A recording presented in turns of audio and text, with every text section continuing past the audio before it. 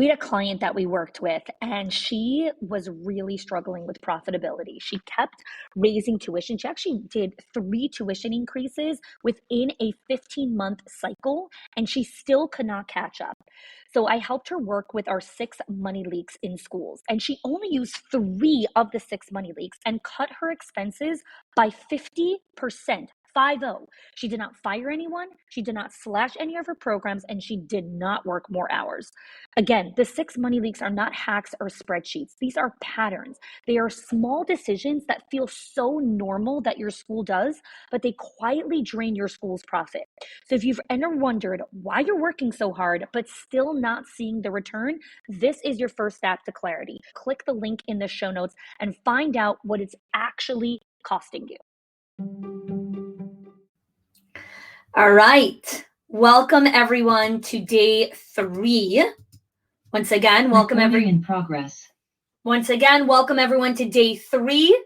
Today is all about culture, all about how to build a culture of innovation and risk-taking.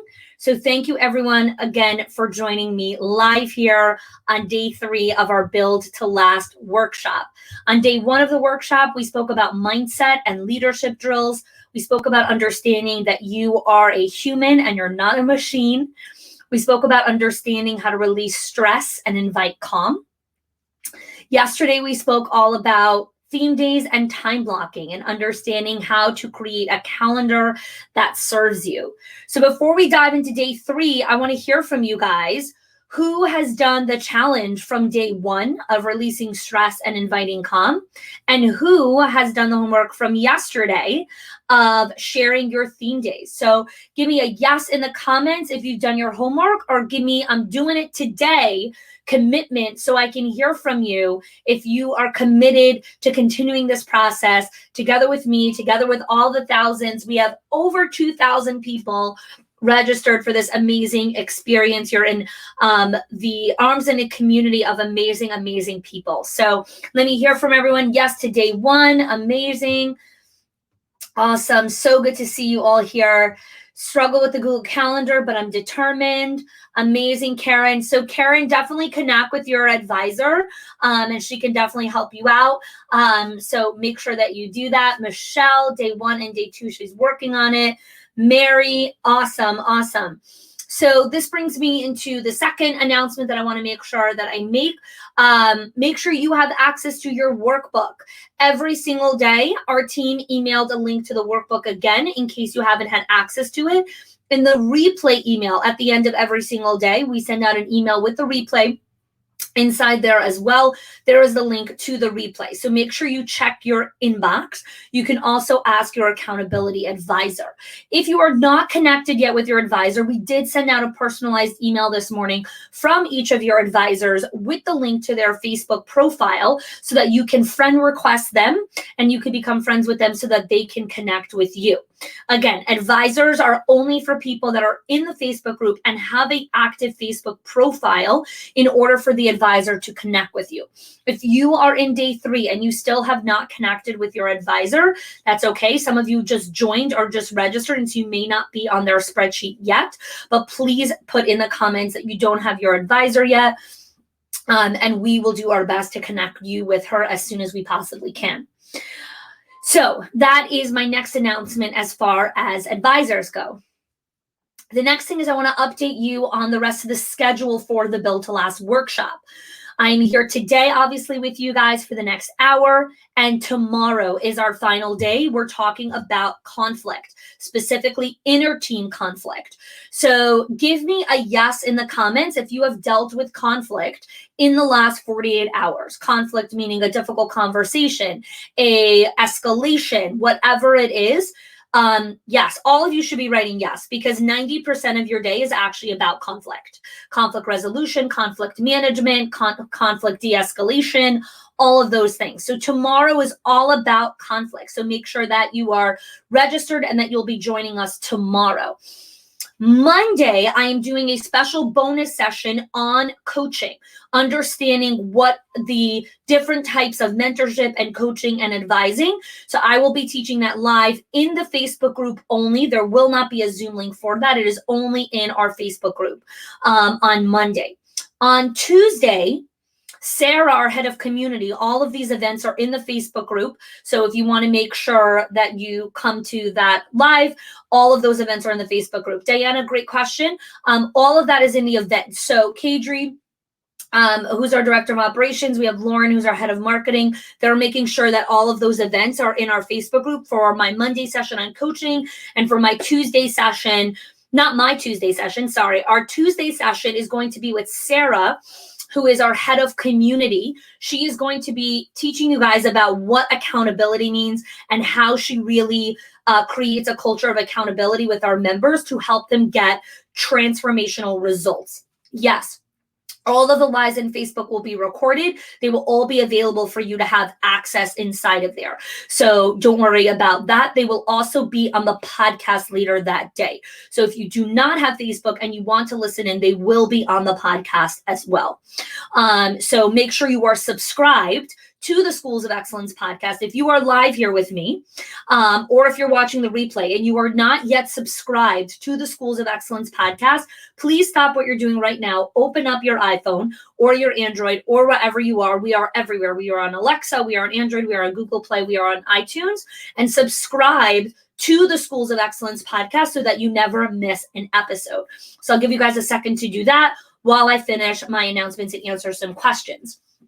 The replays of the Build to Last workshop will be available until next Friday in the Facebook group and the replay pages.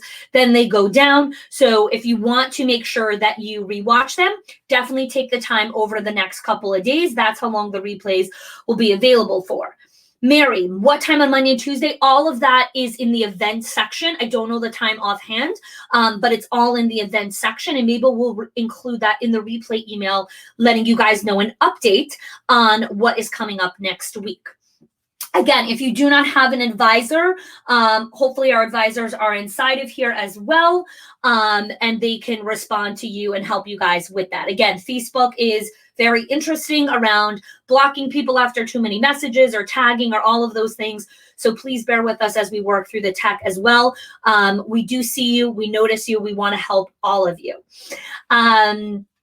Okay, so let me know in the comments if you are now subscribed to the Schools of Excellence podcast, and then we will dive into today's training. Give me a yes in the comments.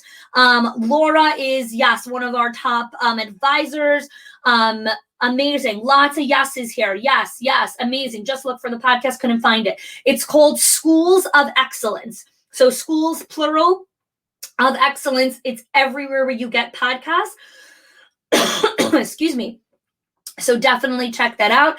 After you subscribe and you listen, please rate and leave us a review so that other people can find out about the podcast. Awesome. Great. Now that we've gotten all of that out of the way, let's dive into what today is all about. Okay. Turn to page 16. I believe it's page 16, but let me double check just to make sure. Yes, turn to page 16 in your workbook, How to Build a Culture of Excellence. Okay. I see lots of people are subscribed to the podcast. That's amazing. Thank you so much for subscribing. Thank you for your support. And thank you for leaving us a review as well. That helps other people find out about us. Okay. So page 16 in the workbook, we're starting with culture.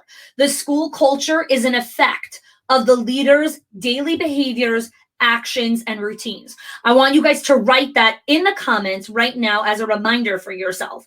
It is a feedback loop that I want you to close for yourself. The school culture is an effect of the leader's daily behaviors, actions, and routines. School culture is not gift cards. School culture is not raises. School culture is not promotion. School culture is not access to 401ks or Roth IRAs. School culture is an effect of the leader's daily behaviors, actions, and routines. So let me see that in the comments. Write that out here. Let me see who's resonating with that. Feel that inside of you. That is the ripple effect. everything we're talking about today is your impact on culture. Okay? There we go. Let me see those comments coming in. Let me see who's live. I want to see the energy inside this group today. I know we're on day 3. Sometimes attendance starts to wane and energy, but I'm super here, pumped up. Let me see that energy. Okay. Now, I've told many of you my story before. If you listen to the podcast, you know a little bit of my backstory, if you've seen our website. And over the course of many, many years of building schools, I was really looking for how to really build a culture of excellence. I wanted to build a beautiful place where all of my teachers and all of the people on my leadership team were excited to show up every day, right? I wanted them to be there to give the best for the kids, for the families. And over my time as being a teacher and a head teacher and director and moving through, I developed so many different initiatives as a teacher, and all of the different hundreds of different initiatives that I created are actually inside the membership vault that our members have access to. All of our parent initiative programs, different projects, how to help teachers meet deadlines, all the things that I create as a director that help my school, I actually brought in and developed that for our members. Something important to remember, again, as I teach through culture here, and I want you guys to understand this, Schools of Excellence has 9 trademarks and dozens of intellectual property that we have created that is unique for Schools of Excellence that we teach our members. So we have 9 trademarks, 9 unique pieces of content and training that are trademarked in the U.S. Patent and Trademark that we've uniquely created to help school leaders build and sustain schools of excellence. Our content is not Googleable. You cannot Google the strategies that I'm going to be teaching you here today or the strategies that we teach in the membership. Whatever you can find on Google, that's what you should find on Google, not anywhere else, right? Not in a paid program, not in a workshop like this. Go Google it. What I'm going to teach you here is stuff that you don't Google. It is a disruption of thinking. It's an elevation of mindset. It's understanding how to look at your school differently. And you are the cap that everything happens in your school. When you stop, everything else stops. When you stop developing yourself, your culture will immediately start turning toxic. Gossip, call outs, latenesses, all of those things. I just had an owner message me just a couple of days ago, and I was sensing it. I knew it was coming because she's been disengaged, and I know that she's not showing up for her staff. And I said, ding, ding, soon she's going to message me that she has a toxic culture and she's going to want my help. And lo and behold, yesterday she sent me a DM, really struggling with negative energy. There's a lot of toxicity in my center. And I told her exactly what I'm going to teach you today. I'm going to teach you the foundation of building a culture of excellence. The moment you turn away from this foundational skill, your school becomes toxic. There's gossip, there's sarcasm, there's backtalk, there's complacency, there's lack of buy-in, there's resistance, there's pushback, there's all of those things. So if you guys are seeing that now and you want those strategies, you're in the right place. So thanks for joining me. Okay. No gift cards. No, that is not a culture of excellence. That is not a culture of excellence. Okay. So why are we constantly working on culture, right? Why is culture an effect of the leader's daily behaviors, actions, and routines? Well, that's because you're dealing with people, and people are a moving target. Write that in the comments. People are a moving target. It is not playing darts. It's a moving target. Humans, teachers, leaders, kids are a moving target, which means what you do impacts them immediately. And you might do something that worked yesterday that doesn't work today. Anyone here have toddlers? Anyone here been a toddler teacher? Here's a little secret. The strategy that worked yesterday to get them into bed doesn't work today. The strategy that worked yesterday to transition all the kids from here to here, which worked amazing over the last 2 weeks, all of a sudden doesn't work anymore. Give me a hell yes in the comments if that's ever happened to you and you want to bang your head against the steering wheel. Why doesn't it work today? Why doesn't it work today? Well, here's why. People are a moving target. Culture is not a project. It is not something that you do once. It is a leadership drill. You are constantly working on your culture, right? I was talking a couple months ago with an owner, and she was like, yeah, over the next couple weeks, I'm really working on culture. And I was like, that's like telling me over the next couple weeks, I'm really working on my toothbrushing skills. You need to brush your teeth every day. You need to take a shower every day. You need to eat every day. You need to move your body every day. Don't tell me that, yeah, over the next couple of weeks, I'm working on, eating. You got to eat every day. You can't fast for 3 weeks. You will die. When you stop working on your culture dies. It turns toxic. It turns negative. It turns passive aggressive. People are a moving target. You cannot stop working on this. You cannot stop working on this. Okay?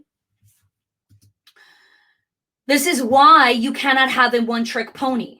This is why you can't just do gift cards, right? Gift cards, gifts, appreciation, super easy. It's the easiest thing to do, right? When directors tell me things like, oh, I just bought a bunch of manicures. I'm like, that's really easy. My 11-year-old can book 11 manicures for all your teachers. All he has to do is go onto the website, click 11, add to cart, boom, 11 people have manicures. That is not gratitude. That is not culture. It's not. It's just not. Buying your teacher's manicures is not culture. It's not. Please remember that. And I will say it to death today. Gift cards, gifts, raises, promotions, bonuses, all of those things. It is not culture. It's a symptom. It's a side product. It's a great perk. It is not why people come to your school. They do not come work for you because you give them manicures once a month. That is not why people work for you. That is not why people stay. People do not stay because you gave them an extra roll of toilet paper when COVID hit. That is not why people stay. Give me an emoji in the comments if you're resonating with this, okay? We give these things as a token of bribery, as a token of appreciation, and we think that's why people should stay. No, people do not stay because of extra toilet paper or because you slipped them another $100 bill or any of that kind of stuff. That is not why they stay. It is not.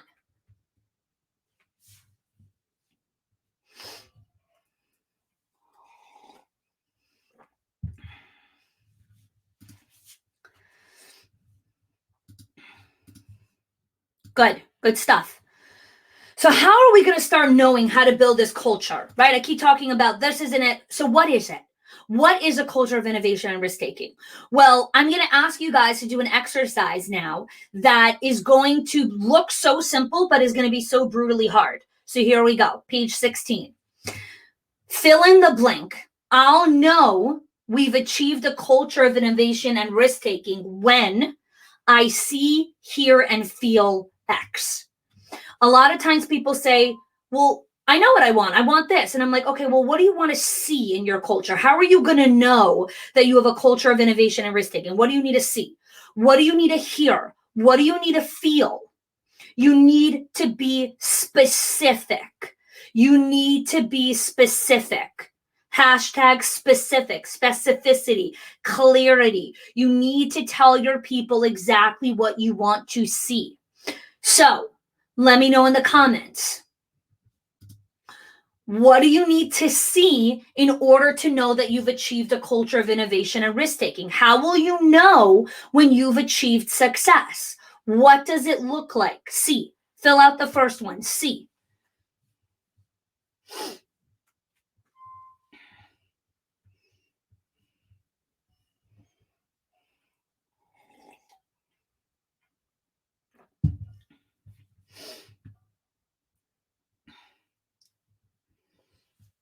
Let me see you guys. Let me know in the comments. What do you need to see? So Karen says, I'll see coworkers sharing information and materials, not huddled in their offices with their doors closed. Beautiful, Karen. Look how specific. Beautiful. People are not afraid to make mistakes. So you're going to see people not afraid to make mistakes. What does not afraid to make mistakes look like? It's not specific enough. What does it look like when you have a culture that people are not afraid to make mistakes? Connie says, I need to see staff offering to help each other. Nola says, I need to see things being less. What does that look like? A classroom that's less teacher-directed in a toddler room looks very different than a classroom that's not teacher-directed in a 4-year-old or in an infant room. Specificity. What do you actually need to see? What does it mean to take risks? What does it mean to take risks in a Montessori school, in a Reggio-inspired school, in a Waldorf school, in a faith-based school, in a nature-based school? What does it mean to take risks? Specificity. Again, you're here because you want me to help disrupt your thinking, to elevate your mindset.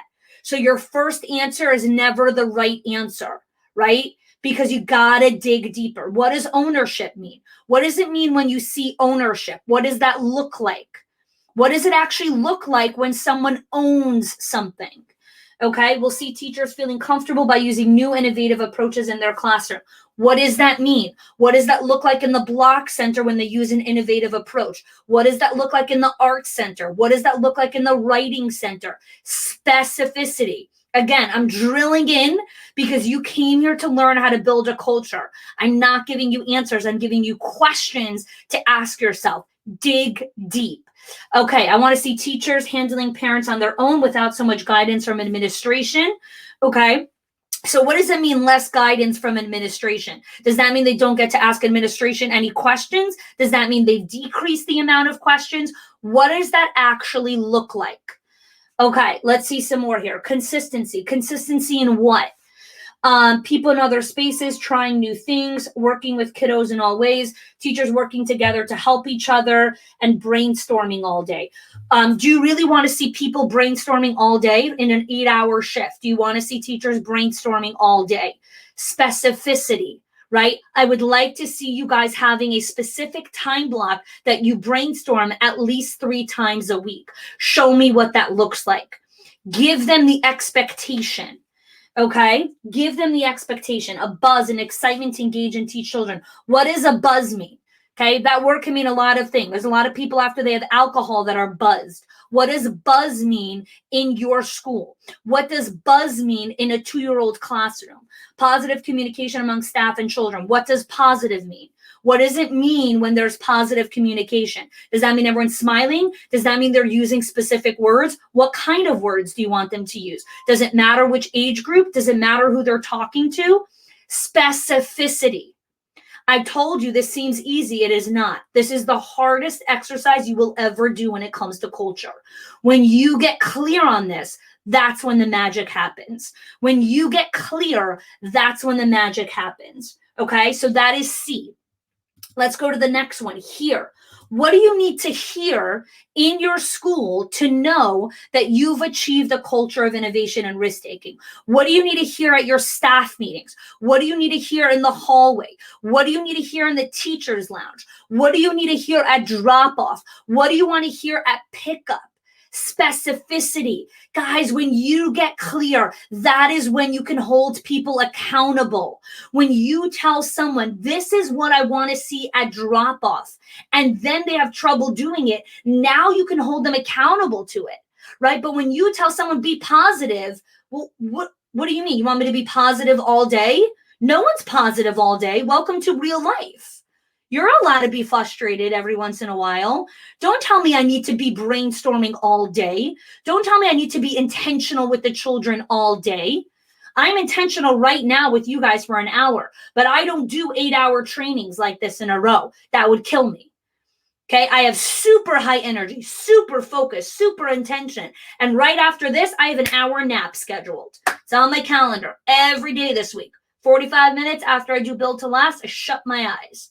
Why? Because this is super high energy, right? Super high energy. It's amazing, but super high energy. I got to take care of myself after, right? So don't say all day. There's nothing you're supposed to do all day besides for watch the kids and keep them alive all day.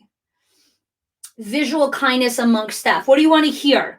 Sharing positive experience, achievements, teachers approach each child, get down on their level, welcome them, tell the child they're happy to see them. Beautiful, right? Look at that specificity. Teachers are asked higher level questions to children to develop critical thinking skills. When do you want them to do that? Do you want them to ask higher level thinking questions at learning circle, when they're playing in the blocks, when they're outside? When do you want them to do it? Your answer can't be all the time. You need to pick specific times when you want them to be committed to it. I want to hear teachers stepping away verbally or physically when they are overwhelmed. Okay, what does it mean you want to hear them? You want to hear them say, "Hi, I'm overwhelmed, I'm stepping away." What do you want to hear them saying? We'll hear encouraging comments being made to each other, like your activity about letters were so engaging. I like the materials that you use. Beautiful. Beautiful.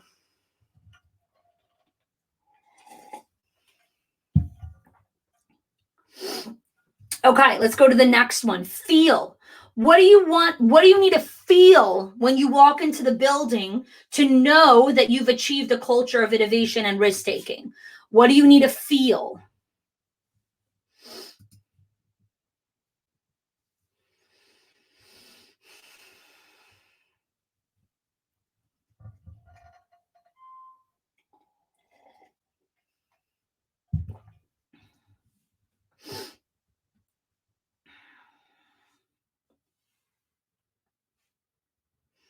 You want to feel positive energy. Okay. Get super clear on what that feels like. What does it feel like when you're feeling a positive energy? Does it feel light? Does it feel like you have brain space? What does it feel like? I want them to feel like they want to sit and stay a while. Who? The teachers?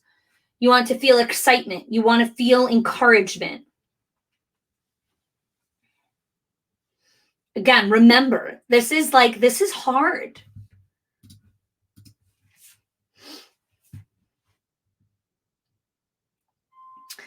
Remember that in order to get what we want, we actually have to know what we want.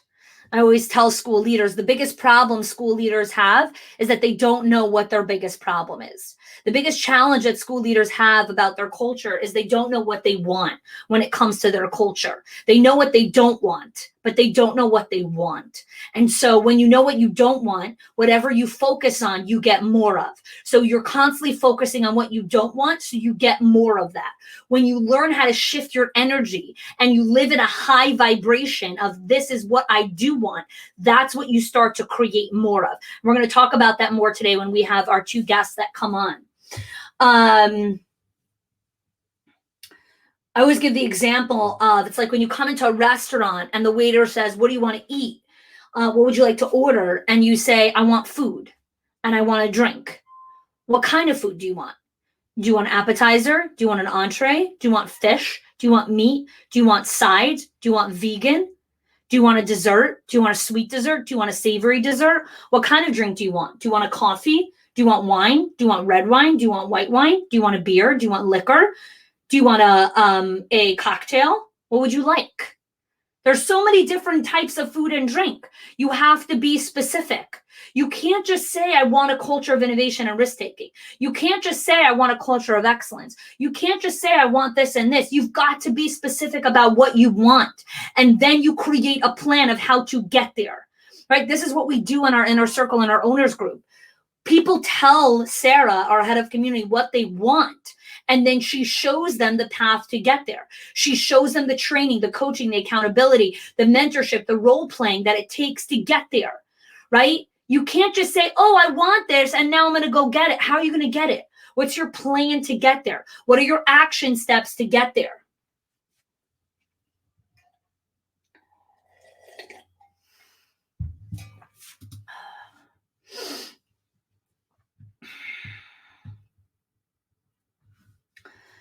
Okay, so let's take a pause for a second. What are some of your insights so far into this exercise? Tell me what you are processing in just a few short sentences or in one sentence. What are the insights from doing this exercise for you as the leader, right? You are at the center of the ripple effect. There's you, there's the teachers, and there's the parents. In order for you to build sustainability in your school, you need to take care of yourself. You need to know what you want, right? How specific I need to be. I love that. Yes, specificity is a skill. You learn that by taking time to sit with a coach, with an advisor, within community who ask you questions. You cannot figure this out on your own. Someone has got to coach and advise you and ask you questions. Okay? Being vague disempowers people. I love that. Melly, Melly, is it? Yeah, Melly, thank you so much for sharing. That's beautiful. Being vague disempowers people. Yes, it does.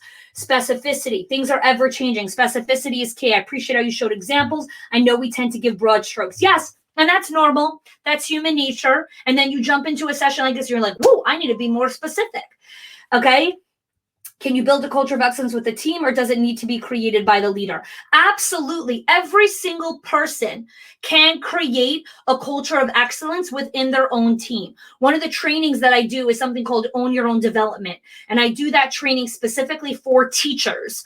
And the training that I do is I speak to the group of teachers and I talk to them about how they have the power to shift culture just within their own classrooms. And that can have a ripple effect throughout the entire center. So absolutely every single teacher is a key stakeholder in creating culture. Clarity and specific, clear as kind. Yes, I love Brene Brown's quote, it's hard, but a good team can work out a plan to move forward. Yes, a good team that has great questions can create an amazing plan. And then a great team needs a very strong accountability team to help them execute the plan. You cannot execute on a plan without accountability built into the structure. Anyone who tries to do anything without building accountability into it is setting themselves up for absolute failure. Every single successful weight loss program, financial program, every single program, AAA, all these programs come with accountability. You cannot achieve long-term success and change and growth without accountability. Stop trying to think that you can. Amateurs think that they could do everything on their own. The pros and the wise people hire accountability. They make sure to surround themselves with people who will hold them accountable to their goals. And here's why. You're human. You are humanly fallible to all shiny objects and to all of the BS excuses that we all throw at ourselves, to sabotage. You need accountability to drive you to the next step. The workshop for teachers is called Own Your Own Development, something that I do with the owner or director, and then we make the investment and we do that with your staff. So it's not something that teachers can purchase. It's something that the school leader needs to do for the staff. Okay, let's go on to the next thing. Let's go to the next page in the workbook. We are going to page 17. Okay, teachers place safe bets because of fear. It's the number one driver for teachers not being creative, not taking initiative, not having ownership, not sharing during staff meetings. Here's something important to remember. Write this in the comments. Teachers never rise to the level of the school goals. They will always fall to the quality of their habits and routines. Teachers never rise to the level of the school goals. They will always fall to the quality of their habits and routines. You can say all day long that we have a goal, that we want teachers to be creative, to be innovative, to speak intentionally, to brainstorm, to do this, to do all the things that you said. Here's facts. This is real data. This is real science. Teachers will never rise to that. Ever. Everyone falls to the quality of their habits and routines. You want teachers up here? Change your habits and routines. And guess what? It's not about how do I get my teachers to do that. It's how do I get myself to do it first and do it consistently and be disciplined and be determined and show up consistently. Then it happens for the staff. When you are asking questions, how do I get my staff to do that? You're out. You're out of the game. You're out of the game before you started. Your question is, how do I show up for myself? How do I do this for me? What are the habits that I need to adopt to create this amazing culture? Not what do the teachers need to do? No, it's you. It starts with you. You are at the center of the ripple effect.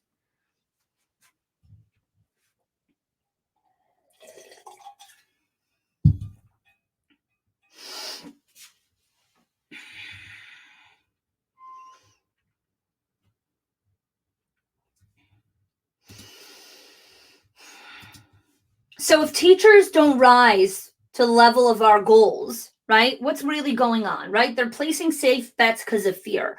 They're worried about what's going to happen to them, right? They're worried about all these things. Because one of the things that I hear a lot from directors that tell me things like, my teachers need more reassurance, right? They need more reassurance. Let me know in the comments if you've ever felt like you want reassurance, validation. Just give me a yes in the comments. Yes, I've needed reassurance. Yes, I want validation, right? Me, we all want reassurance, validation, to be seen.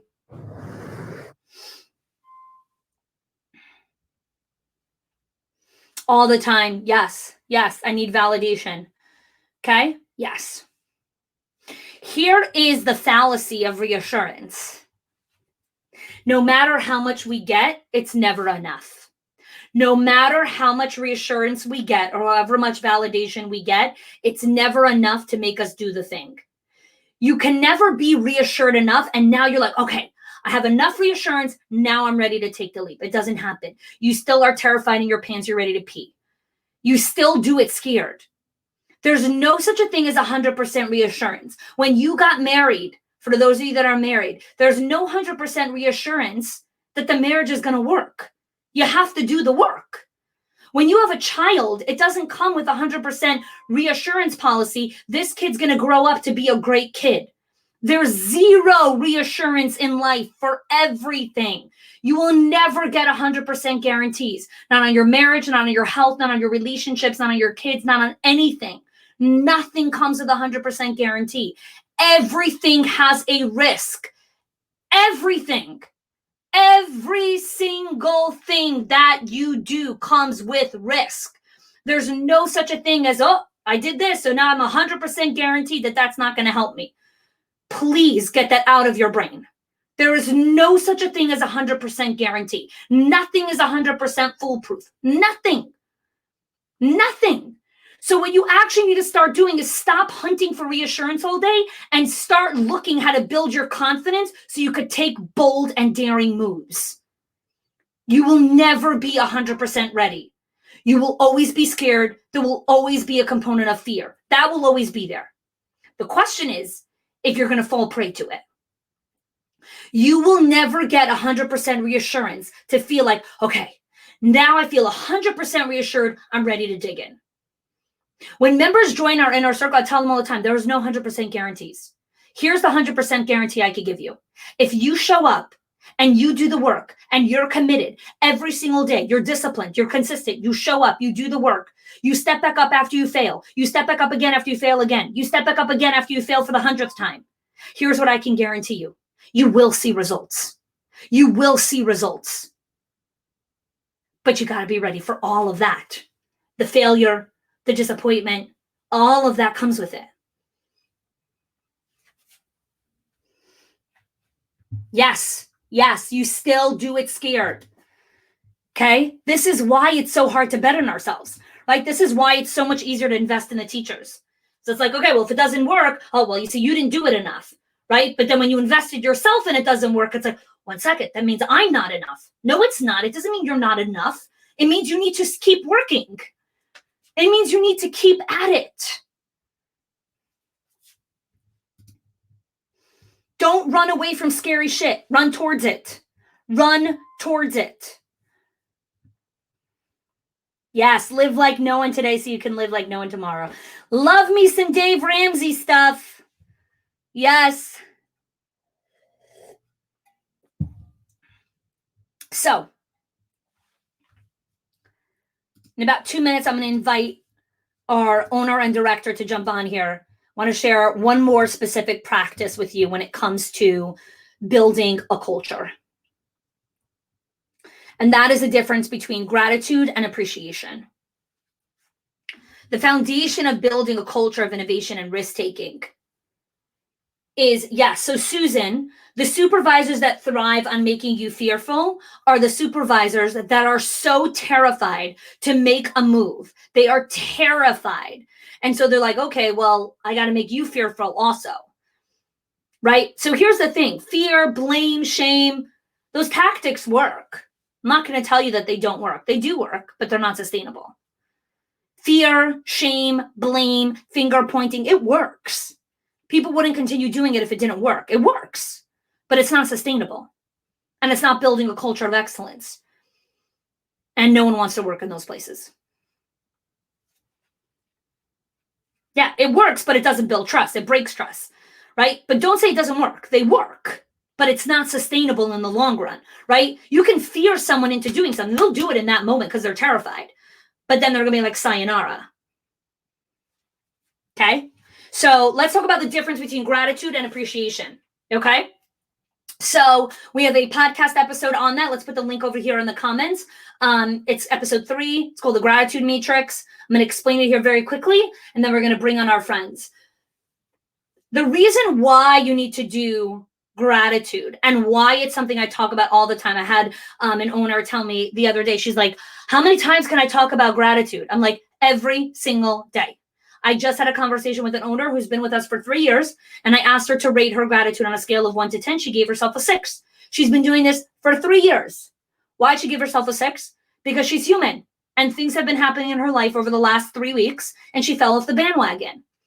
There is nobody that does everything perfectly and consistently all the time. That is not the freaking goal. Stop trying to do everything perfect all the time. It's insane. Stop it. You're not a machine. You're going to make mistakes. You're going to fail. You are going to make mistakes. You are going to fail. Are you going to do it in community who are going to be there to hold you and step you back up? Are you going to do it in the face of great leaders and mentors and coaches who are going to remind you that you're still worthy and you're still deserving and you're still an amazing human being? Or are you going to do it by yourself and listen to your own self-talk that's like, you worthless piece of shit, you can't get back up again? Your brains are a very scary place. Do not go visit your brain by yourself. It's a very dangerous place. We are terrible on ourselves. We bemoan and demean ourselves way too much. We are so self-critical. We blame ourselves. We punish ourselves. We judge ourselves. Don't go to your brain by yourself. You want to go to your brain? Do it next to someone who's really kind and loving, who's going to remind you you're still a good person.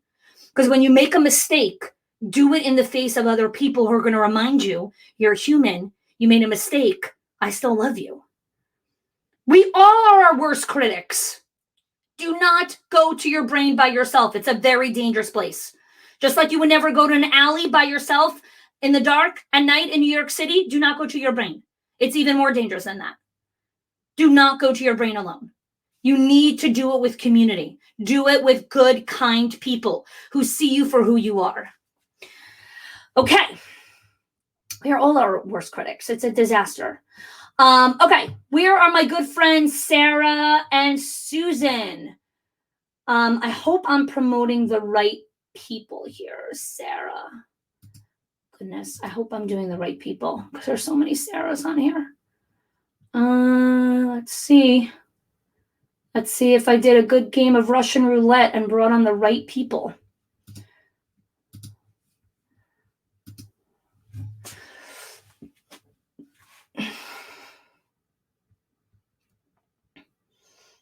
Can you guys open up your videos?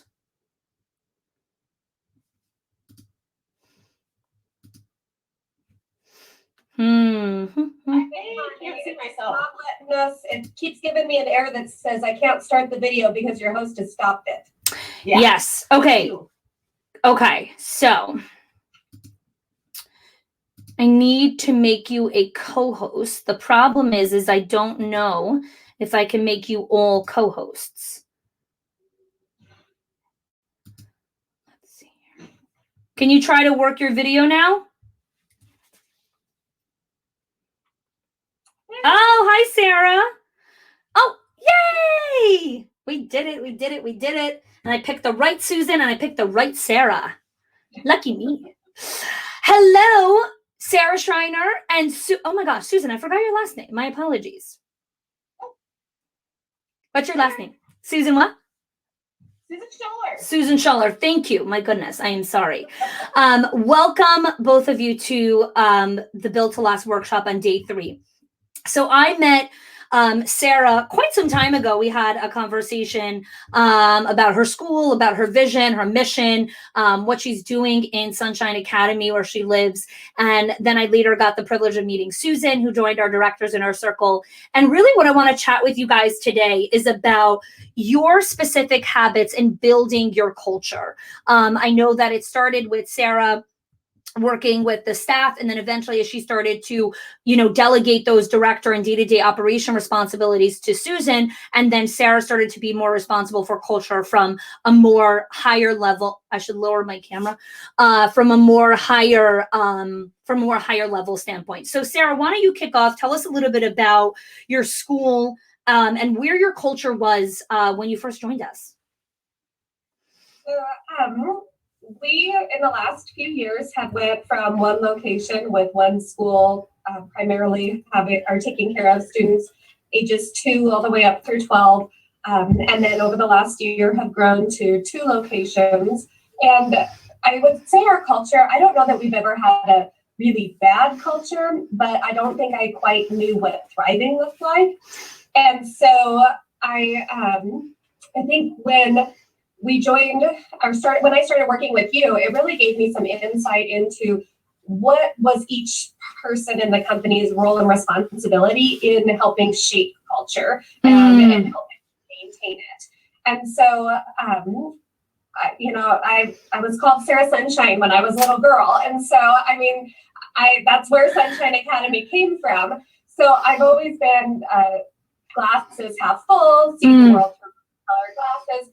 But I don't think I really embraced the idea that culture isn't just one person at the top trying to sprinkle it down over everyone. It's really about that training each person on their role and responsibility and helping keep it at the top or at the best that it can be. I love that. So when you think about the biggest habit, or I guess one of the top practices that you've adopted when it comes to sustaining the culture, what would that be for you, Sara? I think it would be the continuous conversations about our values and weaving those into everything that we're doing, so that everyone understands what those are and the reasons behind why we're making decisions. I think that, and also the willingness to engage in those difficult conversations, and which sometimes have led to some intentional turnover on our part, but really holding everyone accountable to those values through continuous conversations, I would say, has by far been the most beneficial practice. I love this. And you guys could turn to page 19, where we have the question: the school culture is created by default or by intentional design? And what Sara's really sharing here is there was intentional turnover. There was intentional decision-making around these people are no longer a fit for the company because it's a mismatch of values. Where did you get the courage to make those decisions around culture? I think sometimes we wait way too long to let somebody go who's impacting the culture. Where have you found some of that courage, and where is it still a struggle for you sometimes? I think being able to surround myself with other like-minded owners, CEOs, directors who have were able to view the situation not from an emotional standpoint, but really from a logical, okay, you're telling me that there are these issues in your program. What are you going to do about it? And how are you going to take that next step? I think that's been very beneficial for me. And also, my office is primarily offsite now. So removing myself a little bit from the situation to where I could see things more clearly was huge in, I think, establishing the courage, or just being able to not be so in the day-to-day that I couldn't see the bigger picture. And remind me, what was the second part of your question? Yeah, I guess, where do you find the courage to make the decision about intentional turnover, especially when so many people are in the mindset of, we're in a hiring crisis, I can't find anyone? Like, where do you get the guts almost to be like, no, this isn't a fit. Like, we need to, let go and just say goodbye with grace. Well, unfortunately, it gets easier the more you do it. That's a good one.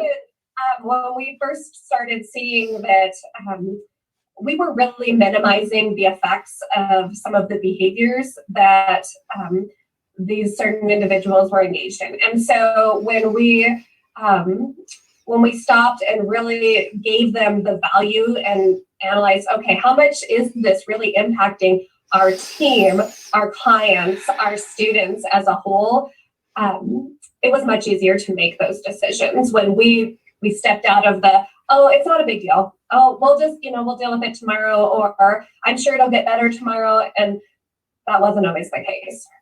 So before I go to Susan, I want to hear from you guys. Just write hashtag no more excuses, or I want the courage to make those exits. Every single person that's on here has at least one person on the team that needs a difficult conversation. Maybe it's not an exit. Maybe it's just a difficult conversation of like, okay, let's really talk about this and really see what's next. I want the courage. I love it. So let me know in the comments. I want the courage, or maybe you need to tell yourself no more excuses. Whatever it is you need to tell yourself to draw that inspiration from Sara right now. No more excuses, and have the courage to step up. So Susan, I want to talk to you. Susan's the director of one of the locations at Sunshine Academy, and have really been very lucky to work alongside Susan, and how she's really developed tremendous skill and confidence, and really leading a very diverse and eclectic group of women. So Susan, tell me a little bit about what are some of the practices and habits that you've adopted to consistently build culture with the staff, with the people on your team? Well, one of the biggest things since joining the group, your group and your coaching, is that it really helped me to draw boundaries. Because I was the one that did everything, and I was always there, and I was going to fix everything, and I'm not even going to ask you for your input. I'm just going to jump in there. And so starting with my notebooks and watching all the trainings and all the videos, taking a lot of notes, setting clear boundaries with my staff. I am friendly with my staff, but I'm not your best friend. I have a job. This is my role. I take it very seriously, but it doesn't mean I can't joke with you or wonder about your life. Yeah. But this is my boundary. I love that. That was really the foundation, I think, the stepping stone of being able to kind of embrace being a director, even after some years of being one, what it really meant. Sure. And I had these conversations with Sara, my mentor, about in the past year, seeing my role change from director of everything to director of my teachers, I guess. Yeah. And feeling really strong in my skills, way more confident. Yes. And that's been really big. And like Sara said, the intentional turnover, like we had to do this, was a really, really big step for me. But it lifted just this cloud, this heaviness that sat on me. Yeah. And I'm talking about with a couple of teachers that I worked over a decade with. I want to pause here. Yeah, and I want to pause here for a second, because I want to bring focus to what what Sara and Susan are sharing here. Notice how none of what they shared so far of their habits and practices of building culture are around, shiny manicures and bath salts. It's about values. It's about difficult conversations. It's about boundary setting. Those are things that are not quick fixes. You can't buy them in an instant cart or an Amazon checkout page. They are deep work. It's conversations from the heart and the mind and the soul. And it's not one-time conversation. It's multiple conversations that can feel heavy, that can sometimes feel energy depleting, that you need to rest and recover from. So I just want to draw your attention to that, to notice that building this beautiful culture is about a lot more than that. So Susan, I want to hear from you when it comes to your gratitude practice, because I know that it's evolved over your time in the program. How has that really impacted the relationship and the rapport and your ability to hold your teachers accountable because you have this beautiful practice? Well, it's a work in progress for me every day. Sure. I love your honesty. I was born in the 70s, it's like, it's a little hard. So I do have to work at it. I'm not a big gift giver, nothing like that. So my gratitude is always in words of affirmation, or, trying to really hone in on when I see one of my staff or one of my teachers really doing something amazing, and say, wow, I know I saw how you were with so-and-so today, and the way you turned this around, I really appreciate that. And, where did you come up with this idea? Asking questions and really watching them and just letting them know that I see them, you know, and I see it when I see their efforts, and they know that the same thing isn't going to work 2 days in a row. Sometimes it does, but that they have a lot of imagination and they're creative while being developmentally appropriate with the kids. I love that. That goes so much farther than just saying, man, great job. You know, I mean, we don't do that with the children, right? We try to be specific. So I try to do that with my staff. I love that. And it's really helped me because I finally started doing teacher observations in specific areas. And what I'm hearing feedback from my staff is that they really like that I'm coming in to watch them in certain areas. Could we just acknowledge that here? Could we give congrats to Susan and congrats your future self for a teacher who says, I like that you're coming in to observe? How many of you have staff that are like, please don't come and watch me. I'm a good teacher. I don't know how to do anything when you watch me, right? Really what that is, right? It's what they're telling you is, I don't trust to be myself, to be vulnerable in front of you. And now that Susan's taken the time to build this relationship, they invite her into their world because she's a trusted confidant. She's a mentor. She's there. She's on their team, right? She's there to be there with them. And I'm going to walk you guys through exactly how to do specific gratitude in a moment here. Sarah, I want to come back to you here for a moment around the mindset that you currently have now when it comes to consistently building culture, as opposed to how you probably previously viewed culture or the way that you approach it in your practices. I think previously we would identify, building culture as, okay, let's schedule a fun professional development day. And, you're always going to schedule it in February because, that's kind of a hard month. And it's the one and done, or let's do order everybody a water bottle, or, just kind of those surface level type acts of gratitude, or trying to, I don't know why everybody doesn't just think the same things about the company that I do, because it was a lot of assumption based and very surface level. Whereas I think now Susan and I both are much more engaged in just those day-to-day small practices, small conversations. Every message that we're putting out there, we're stopping and analyzing. Does this preach our core values? Is this, are we being able to really make sure that this is the right step? And is every decision being challenged by those core values? And so keeping that forefront, I think has really helped our culture, because there's been many times we would say one of our core values is family. And then we would have some of our staff who would say, but you're allowing behaviors that aren't acceptable on our team. You're not really upholding the value of family because you're not taking care of us. And so having the courage to make those hard decisions, as hard as they've been, I think we've seen a significant shift forward, even so much that we're recruiting people to come and work for us because they've heard about, what an amazing place. And it's not that we're paying the most. We're having a lot of people from out of state move here because they've heard about the culture at this little rural school in Montana. I'm going to have time to cry on that later after and get emotional. I think that is one of the most beautiful things I've heard today and in a while. I think that this is just, first of all, thank you for sharing that, because this is just one of the biggest reasons why I do what I do. It's all about the ripple effect. It's all about the impact that the school leaders' decisions and daily actions have on the lives of the hundreds of kids that they're responsible for. And when you come to a place that you're recruiting people and people are moving there to you because the staff want to be there in your culture and make an impact on the children there, that's a greatest gift. It's so much a part of how we're changing the landscape of education. So thank you for sharing that.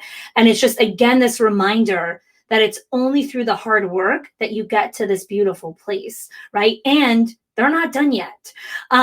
So Susan, tell me what else it is that you're working on, right? You've reached this incredible milestone. People are coming, they want to work in your school.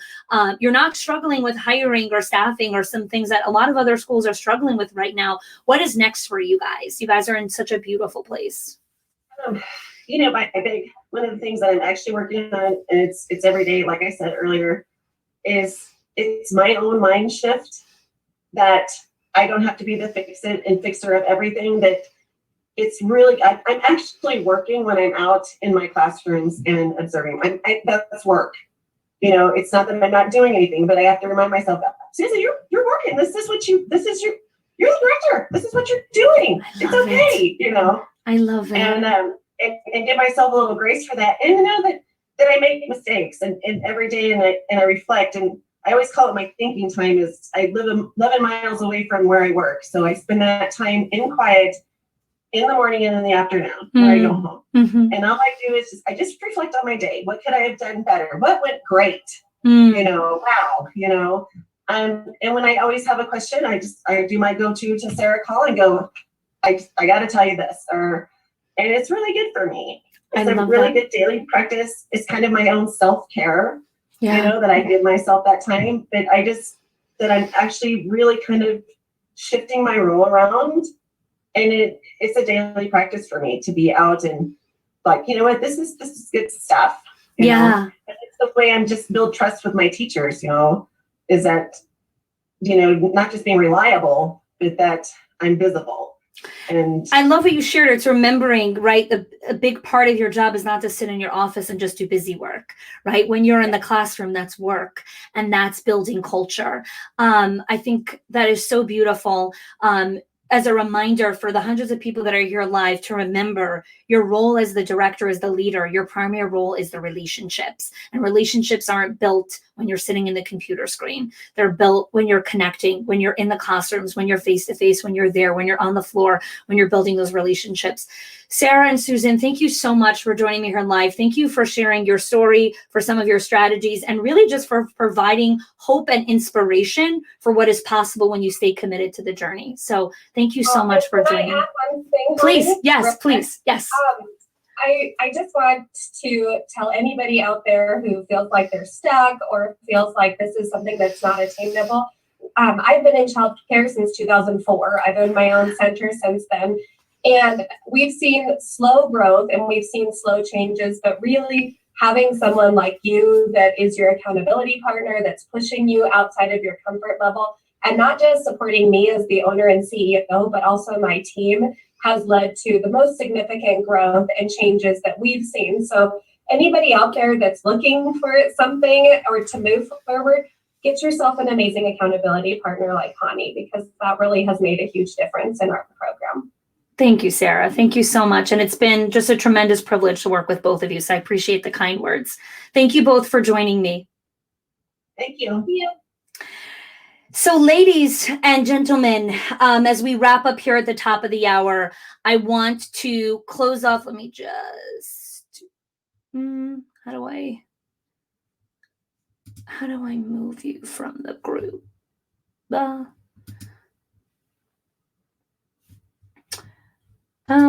There we go. Nope. There we go. Okay. Technical difficulties. So here's how we're going to wrap up here, guys, because we are a couple minutes over. One is give me an emoji in the comments if Sara and Susan inspired you. If they inspired you to just take action differently, to look at your culture differently, just give me a quick emoji in the comments if you poured into yourself some of that beautiful energy and inspiration that they had to share. It was really, I really enjoyed it. It was really beautiful to hear their story and just to see their energy. So give me some love here in the comments for them. Yes, awesome. So here's how we're going to wrap up today. Yes, Joyce, they really are. They're an incredible, incredible team. So turn to page 21. I'm going to go over today's challenge and then we will wrap up today. Another amazing, amazing day. Trying to squeeze all this in. I keep going over, so my apologies on that. So today's challenge is the gratitude challenge. And the gratitude challenge is to write 2 gratitude cards to staff members and give it to them. So again, the difference between gratitude and appreciation: gratitude is specific. Gratitude is a card that cannot be duplicated or photocopied for anyone else. So if you look at your workbook, a sample card is, so the steps over here, yes. So the difference between gratitude and appreciation we shared. What are the steps that you could do to show up with more gratitude? And I'm going to talk about that right now. Step 1 is writing an appreciation card. So the appreciation card is, thanks for helping Sam calm down this morning after his mom left. I know he was really upset and you had a lot of other things going on, yet you stayed calm and patient through the tantrum. We are so lucky to have you be part of the team and are blessed to have you here as a teacher during this challenging season. Thank you for showing up that way. I know it wasn't easy. Notice how this card for Jenny is different than just saying, hey, thanks so much. This card shows, I see you. I feel you. I'm validating you. I'm giving you reassurance that we're grateful to have you to be part of the team. And so, again, if you want more information on the difference between gratitude and appreciation, go listen to the podcast. I didn't want to spend too much time on it here. I wanted to give more time to Sara and Susan to share some of their inspiration with you guys. So to understand the difference between the two of them, definitely go check out the podcast. The other thing is, for today, your challenge is to write 2 thank you cards. So in the comment section, I want you to write, who are the 2 people that need gratitude now more than anything? And it's the 2 people that you most least want to give it to. They're the 2 people that you most least want to give appreciation, gratitude to. So let me know in the comments who they are. You can write their initials, whatever it is. This is your accountability that you're going to write 2 thank you cards to 2 teachers or your 2 directors if you're an owner, or 2 people on your administrative team if you're an executive director, whatever it is. And it's going to be 2 specific cards of gratitude. You could take it and put it on a Post-it. You could put it on a card. You could put it on a regular white piece of paper, whatever it is. Perfect. Thanks, Tina. And then I want you to screenshot it and put it into our Facebook group. This is the foundation of culture. Gratitude is the foundation of culture. Building a culture of excellence comes from building the practices. And Susan and Sara shared a lot of strategies with you. The strategy I want you to start with is gratitude. Writing those 2 cards, screenshotting it, and then putting it into the comment section on today's daily challenge thread. Okay, everyone, thank you so much again for joining us here on day 3 of the Build to Last workshop. Today was all about culture, gratitude, and building a culture of innovation and risk-taking. Thanks so much for joining. I hope to see you again tomorrow for our final day, day 4, all about conflict, inner team conflict, navigating it, resolving it, and all of the things. Thanks again for joining. I appreciate your time. I appreciate your attention over the last 3 days, and I look forward to tomorrow as well. Thanks so much for joining.